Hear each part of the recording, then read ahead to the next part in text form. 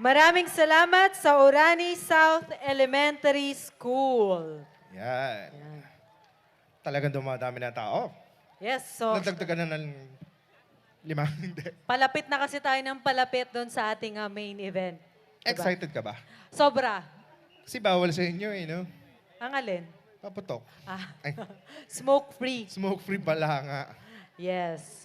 Tapos remind lang po dito sa mga performers natin mamaya sa yung advance copy ng kanilang CDs, ng kanilang media, maki-approach lang po si Sir Jay dun sa technical booth. Ayan, so yung ating mga performers, pakibigay na po yung inyong mga, kung CD man yan, o minus flash one. drive, ayan. Pakidala na po. -1, LP, long playing, ano ba? Ayan, kung anong paman. Pakidala na po sa ating technical para po mamaya tuloy-tuloy. Diyan kay Sir Jay sa technical booth.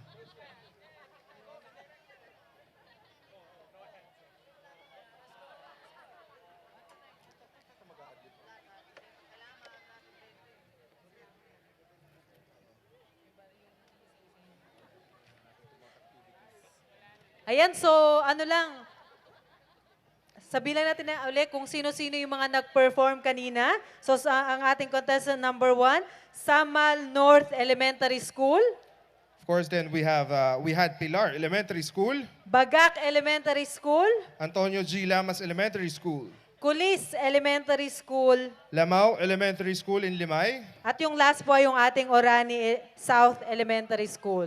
Siyempre, i-welcome na rin natin ang ating panghuli ngayong gabi. Siyempre, ito pakikita nila naman yung ibang side ng itong eskwelahan na to. 'Di ba? May ibang side ba yan? Hindi, kasi iba Ben, yung ibang technique naman nila compare sa mga nauna. May kanya-kanya sila. Mali pala, style. Style.